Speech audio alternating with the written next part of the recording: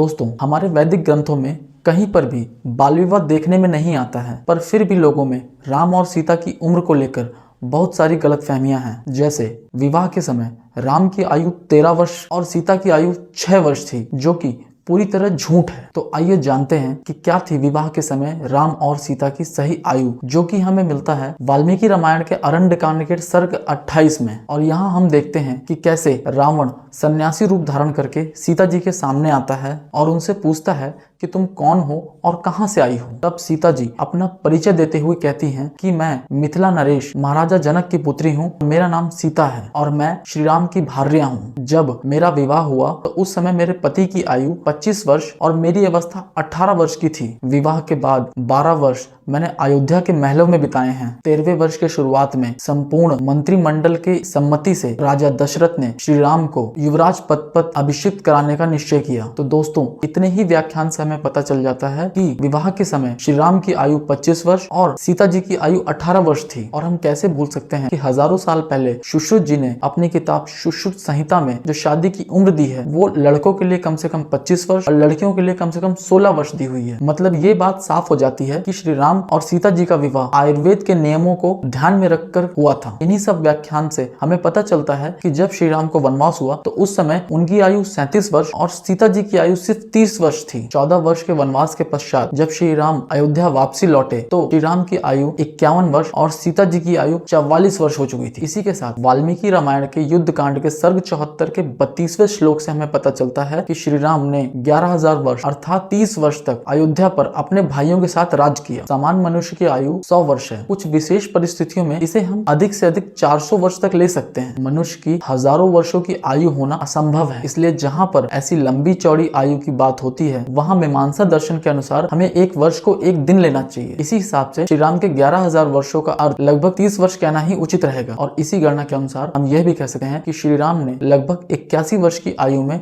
अपने राज सिंहासन को त्याग दिया होगा और उस समय सीता जी की आयु 74 वर्ष हो चुकी होगी। दोस्तों।